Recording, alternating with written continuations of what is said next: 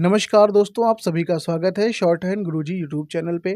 आज का डिक्टेशन फिर से एडिटोरियल का डिक्टेशन है, पार्ट 14 है और इस डिक्टेशन की पीडीएफ आप हमारे टेलीग्राम के ग्रुप पे पा सकते हैं। डिक्टेशन की गति रहेगी 80 शब्द प्रति मिनट और डिक्टेशन लिखने के बाद आप रीडिंग करने के लिए हमारे टेलीग्राम ग्रुप में भी ज्वाइन हो सकते हैं। चलिए फिर टाइम को वेस्ट नहीं करते हैं, सीधा स्टार्ट करते हैं आज का डिक्टेशन। डिक्टेशन स्टार्ट हो जाएगा 5 सेकंड के बाद।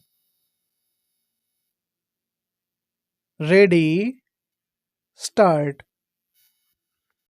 अपने इतिहास के सबसे कठिन दौर से गुजर रहे श्रीलंका के प्रधानमंत्री रानिल विक्रमसिंघे ने इस्तीफा देने की पेशकश कर सर्वदलीय सरकार के गठन की जो पहल की, उससे संकट का समाधान होने के आसार कम ही हैं।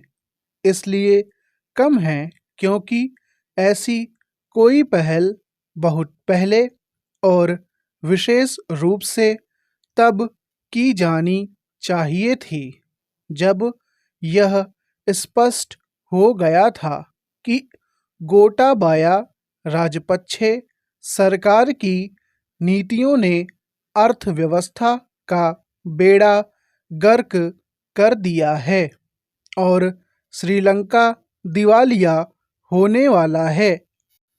बेलगाम महंगाई, पेट्रोल डीजल की किल्लत के साथ उनके आसमान छूते दाम और बिजली संकट के साथ दवाइयों के अभाव ने श्रीलंका की जनता को बुरी तरह त्रस्त कर रखा था। लेकिन राष्ट्रपति राजपक्षे कोरे आश्वासन देने तक सीमित रहे। वह समस्याओं का ठोस समाधान खोजने के बजाय सत्ता पर काबिज अपने कुनबे को बचाने में जुटे रहे। जब लोगों का आक्रोश और बढ़ा तो उन्होंने आपातकाल का सहारा लेना बेहतर समझा।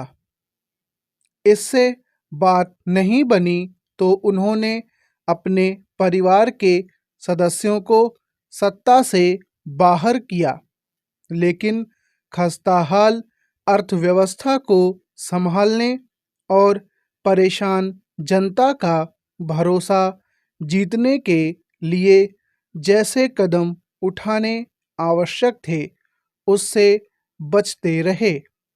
इसी कारण भारत और कुछ अन्य देशों की मदद के बाद भी हालात बिगड़ते गए। लगातार बिगड़ते हालात के कारण ही आक्रोशित जनता ने राष्ट्रपति भवन में धावा बोल दिया। पता नहीं राष्ट्रपति गोटाबाया राजपक्षे श्रीलंका में ही हैं या फिर देश छोड़कर चले गए, लेकिन इसकी अनदेखी नहीं की जा सकती कि वह प्रबल बहुमत के साथ सत्ता में आए थे। सत्ता में आते ही उन्होंने ऐसी नीतियों पर चलना शुरू कर दिया जो शासन के बुनियादी सिद्धांतों के साथ साथ आर्थिक नियमों के भी विरुद्ध थीं। उन्होंने एक खराब काम यह भी किया कि अपने परिवार के अधिकतर सदस्यों को महत्वपूर्ण पदों पर बैठा दिया। वह खुद राष्ट्रपति थे तो उनके भाई प्रधानमंत्री। एक समय राजपक्षे परिवार के कम से कम 10 सदस्य सरकार के महत्वपूर्ण पदों पर आसीन थे। साफ है कि वह देश सेवा के नाम पर परिवार की सेवा में लगे हुए थे। रही सही कसर उनकी लोक लुभावन नीतियों ने पूरी कर दी। उन्होंने एक ऐसे समय लोक लुभावन नीतियों पर जोर दिया जब कोविड महामारी के कारण अर्थव्यवस्था संकट में थी और विदेशी मुद्रा भंडार लगातार कम होता जा रहा था। श्रीलंका इस समय दोहरे संकट में है।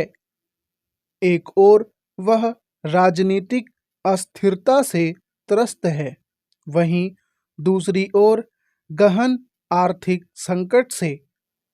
श्रीलंका में जो कुछ हो रहा है उससे दुनिया के साथ साथ देश के उन राज्यों को भी सबक सीखने की जरूरत है जो आमदनी अठन्नी और खर्चा रुपया वाली कहावत चरितार्थ कर रहे हैं। स्टॉप। अगर आपने डिक्टेशन यहाँ तक लिखा है और डिक्टेशन आपको अच्छी लगी है तो प्लीज़ इस डिक्टेशन को लाइक करना मत भूलिएगा। मिलते हैं फिर अगली वीडियो में, तब तक के लिए गुड बाय।